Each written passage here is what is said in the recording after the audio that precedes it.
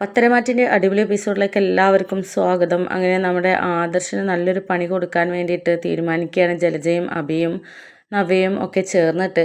ഈ കാര്യത്തെക്കുറിച്ച് ജലജയും അഭിയും സംസാരിക്കുന്നുണ്ട്. എന്നിട്ട് ജലജ പറയുന്നുണ്ട്, മോനെ, നവ്യയെ ചൂട് പിടിപ്പിച്ചാൽ ആദർശനെതിരായിട്ടുള്ള കാര്യങ്ങൾ നമുക്ക് ചെയ്യാൻ കഴിയും. അവളെ ചൂട് പിടിപ്പിച്ചാൽ മതി. എന്തായാലും അവന് തെറ്റുകൾ ചെയ്തിട്ടുണ്ട് എന്നുള്ള രീതിയിൽ ലോകം മുഴുവൻ അറിയണം. എന്നാലേ ഈ അനന്തപുരി തറവാട് ഒന്ന് ഇളകി മറിയുകയുള്ളൂ. നാലാളുകളുടെ മുന്നിൽ നാണം കെടുന്നത് ഇവർക്ക് സഹിക്കാൻ പറ്റുന്ന കാര്യമല്ല.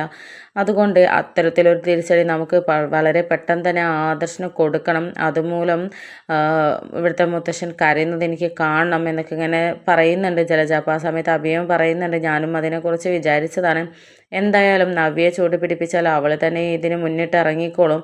അവൾക്കിപ്പോൾ ആദർശേട്ടന് പേര് കേൾക്കുന്നത് പോലും വെറുപ്പാണ്. അതുകൊണ്ട് നമ്മൾ പറഞ്ഞതനുസരിച്ച് എല്ലാം ചെയ്യുമെന്നുള്ളത് എനിക്ക് ഉറപ്പാണ് എന്നൊക്കെ പറയുന്നുണ്ട്.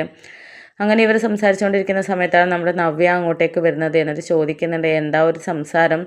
അതും രഹസ്യമായിട്ട് എന്തോ പറയുകയാണല്ലോ, സീരിയസ് ആണല്ലോ, എന്നോടും കൂടെ പറ എന്നൊക്കെ പറയുമ്പോൾ, നിന്നോട് പറയാതെ ഞങ്ങൾക്ക് എന്ത് രഹസ്യമാണുള്ളത്?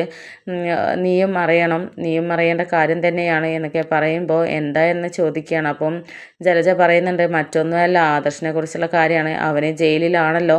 അപ്പോൾ ഇപ്പോൾ ജയിലിലായ വിവരം എല്ലാവരോടും മറച്ചു വെച്ച് നടക്കുകയാണ്. അത് നാലാളുകളുടെ മുമ്പിൽ അറിയുമ്പോഴേ ഇവർക്ക് നാണക്കേടുണ്ടാവുകയുള്ളൂ, കൂടുതൽ അവർ സങ്കടപ്പെടുകയുള്ളൂ. അതുകൊണ്ട് ആദർശ് ജയിലിലായതിനെക്കുറിച്ചും അവന് സ്വർണം കടത്തിയതിനും അതുപോലെ തന്നെ കള്ളക്കടത്ത് നടത്തിയതിനെക്കുറിച്ചും നമുക്ക് മീഡിയയുടെ മുന്നിൽ പറയണം. അതിനാണ് ജയിലിലായത്. അവൻ ഇപ്പോൾ ഗൾഫിലല്ല, ജയിലിലാണ് ഉള്ളത് എന്നുള്ളത് നമുക്ക് മീഡിയയ്ക്ക് മുമ്പിൽ, സോഷ്യൽ മീഡിയയ്ക്ക് മുമ്പിൽ വിളിച്ച് പറയണമെന്നൊക്കെ ഇങ്ങനെ പറയുന്നുണ്ട്. അപ്പോൾ ഇത് കേട്ട് നവ്യം പറയുന്നത്, അതെ, ഇത് നല്ലൊരു ഐഡിയ തന്നെയാണ്. നമുക്കിപ്പോൾ ഈ കാര്യത്തെക്കുറിച്ച് സംസാരിക്കാം. എന്തായാലും AN ജ്വല്ലറിക്കാർ ഇവർക്കെതിരായിട്ടുള്ള എന്തെങ്കിലും ഒരു കാര്യത്തിനായിട്ട് നിൽക്കുകയായിരുന്നു. ഇങ്ങനെ നമ്മൾ തയ്യാറാണ് എന്നുള്ളത് അറിഞ്ഞാൽ AN ജ്വല്ലറിക്കാരുടെ അടുത്ത് നിന്ന് നമുക്ക് നല്ല പൈസയും കിട്ടും. അവരുടേതനുസരിച്ച് നിന്ന് കൊടുത്താൽ മതി. മീഡിയക്കാർക്ക് മുമ്പിൽ ഇവർ നാണം കെടുന്നത് അവർക്ക് ജയത്തിന് തുല്യമാണ് എന്നൊക്കെ ഇങ്ങനെ പറയുന്നുണ്ട് നവ്യ. അങ്ങനെ ഒടുവിൽ ഇവർ മീഡിയക്കാരുടെ മുമ്പിൽ അനന്തപുരിയിൽ നടക്കുന്നതിനെക്കുറിച്ചും അതുപോലെ ആദർശ് ജയിലിലാണെന്നുള്ളതിനെക്കുറിച്ചൊക്കെ തുറന്ന് പറയാൻ വേണ്ടിയിട്ട് പോവുകയാണ്. അങ്ങനെ മീഡിയക്കാരുടെ അടുത്തെത്തിയിട്ട് അവർ കാര്യങ്ങളൊക്കെ അവതരിപ്പിക്കുന്നുണ്ട്. ആ ഒരു സമയത്ത് മീഡിയയിലുള്ളവർ ചോദിക്കുന്നുണ്ട്, നിങ്ങളുടെ വീട്ടിലുള്ളവർക്ക് തന്നെ നിങ്ങൾ എന്തിനാ ഇങ്ങനെ പടയുന്നത്? നിങ്ങൾ തമ്മിൽ എന്തെങ്കിലും പ്രശ്നമുണ്ടോ എന്നൊക്കെ ചോദിക്കുമ്പം ഞങ്ങൾ അവിടെ ഇട്ട് എല്ലാവരും ബുദ്ധിമുട്ടിക്കുകയാണ്. ആദർശും അവൻ്റെ അച്ഛനും എല്ലാവരും ചേർന്ന് ഞങ്ങളെ ഇട്ട് പുറത്താക്കാനുള്ള പുറപ്പാടാണ്. എനിക്കും ആ വീട്ടിലൊരു അവകാശമുണ്ട്. പക്ഷെ അതൊന്നും തരാതെ എല്ലാവരും കൈയടക്കി വെച്ചിരിക്കുകയാണ്. പ്രത്യേകിച്ച് ആദർശ്. അവനെക്കുറിച്ച് കൂടുതൽ പറയാനുണ്ട്. അവരൊക്കെ ഇപ്പോൾ ജയിലിലാണുള്ളത്. അവർ ഗൾഫിൽ പോയി, ദുബായിൽ പോയി എന്നൊക്കെ എല്ലാവരോടും പറഞ്ഞ് നടക്കുകയാണ്. പക്ഷേ അവർ ദുബായിലൊന്നുമല്ല ഉള്ളത്, അവരിപ്പോൾ ജയിലിലാണുള്ളത്.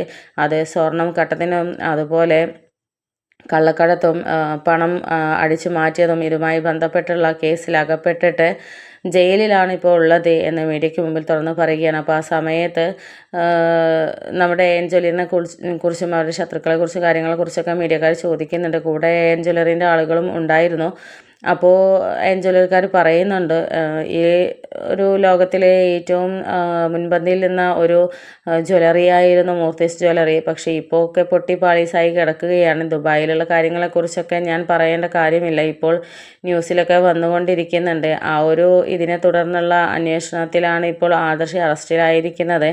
അത് സത്യം തന്നെയാണ് എന്നൊക്കെ പറയുന്നുണ്ട്. എന്നിട്ട് ഇപ്പോൾ ഞങ്ങളുടെ ഗോൾഡാണ് നമ്പർ 1 ആയിട്ട് നിൽക്കുന്നത്. അവർ ഏറ്റവും മുൻപന്തിയിലെത്തിയപ്പോൾ അവർ കള്ളക്കളി കളിച്ചിട്ട് ഏറ്റവും ഒന്നാമതാവാനും ആളുകളെ പറ്റിച്ച് ജീവിക്കാനും മികച്ച സ്വർണം നൽകാതെ ഡ്യൂപ്ലിക്കേറ്റ് സ്വർണം നൽകിയിട്ട് ആളുകളെ പറ്റിക്കാനും നോക്കി എന്നുള്ള രീതിയിലൊക്കെ മീഡിയക്ക് മുമ്പിൽ തുറന്ന് പറയുന്നുണ്ട്. അങ്ങനെ ഇതൊക്കെ നമ്മുടെ മുത്തശ്ശൻ പിന്നീട് അറിയുകയാണ്. മുത്തശ്ശനും നയനയും ഒക്കെ ഇവർ മീഡിയയ്ക്ക് മുമ്പിൽ സംസാരിച്ച കാര്യത്തെക്കുറിച്ച് അറിയുകയാണ്. എന്നിട്ട് ആദർശിനോട് പറയുന്നുണ്ട്, മോനെ, നീ ഇവിടെ അവരെ എന്താണ് ചെയ്യുന്നത് എന്ന് നോക്കാനായിട്ട് നിന്ന സമയത്ത് നിന്നെക്കുറിച്ച് മീഡിയയ്ക്ക് മുമ്പിൽ ഇല്ലാത്തതൊക്കെ അപവാദങ്ങളൊക്കെ പറഞ്ഞ് പരത്തിയിട്ട് ഇപ്പോൾ അത് ന്യൂസായി മാറിയിരിക്കുകയാണ്. എന്തായാലും ദൈവമായിട്ട് നമുക്കൊരു അവസരം കൊണ്ടുവന്നിരിക്കുകയാണ്. കാരണം അവർ കള്ളികളാണ് എന്നുള്ളത് തെളിയിക്കാനുള്ള ഒരു അവസരം തന്നെയാണ്. കാരണം നീ ജയിലിലല്ലല്ലോ. അത് എത്രയും പെട്ടെന്ന് മീഡിയയ്ക്ക് മുമ്പിൽ തന്നെ നമുക്ക് തെളിയിച്ചു കൊടുക്കണം. നിനക്കിട്ട് പണി തന്നവർക്ക് തിരിച്ചടി, മുട്ടൻ പണി തന്നെ തിരിച്ച് കൊടുക്കാം നമുക്ക് എന്നൊക്കെ ഇങ്ങനെ പറയുന്നുണ്ട്. അപ്പോൾ ആദർശ് പറയുന്നുണ്ട് അതെ ഈ ഒരു അവസരത്തിനായിട്ട് തന്നെ കാത്തിരിക്കുകയായിരുന്നു. അവർക്ക് തിരിച്ച് കൊടുക്കാനുള്ള തക്ക ഒരു സമയം തന്നെ വരണമല്ലോ. അവരോട് തിരിച്ച് ചോദിക്കാനുള്ള അവർക്ക് മറുപടി പറയാനാവാതെ ഉത്തരം മുട്ടി നിൽക്കുന്ന ഒരു സന്ദർഭം വരണമല്ലോ. അതിന് തന്നെയാണ് ഞാനും കാത്തിരുന്നത്. എന്തായാലും ആ ഒരു സന്ദർഭം വന്നിരിക്കുകയാണ്. ഇനിയിപ്പോൾ എന്തായാലും പൊളിച്ചടക്കാനുള്ള തീരുമാനം തന്നെയാണ് എന്നൊക്കെ ആദർശ് പറയുന്നുണ്ട്. അതേസമയം നമ്മുടെ ജലജയും നവ്യയും ആണെങ്കിൽ മീരയ്ക്ക് മുമ്പിൽ ആദർശിനെ കുറിച്ചെല്ലാം തുറന്ന് പറഞ്ഞതിൻ്റെയും അനന്തപുരിക്കാരെ കളത്തരങ്ങളൊക്കെ പിടിച്ചു എന്നുള്ള ആ ഒരു ഭാവത്തിലാണ് അവർ നിൽക്കുന്നത്. വിജയത്തിൻ്റെ കൊടുമുടിയിൽ ആണ് എന്നുള്ള ഒരു അഹങ്കാരത്തോടു കൂടി അവർ നിൽക്കുകയാണ്. വരാനുള്ള വിപത്തുകളെ കുറിച്ചൊന്നും അവർ അറിയുന്നുണ്ടായിരുന്നില്ല.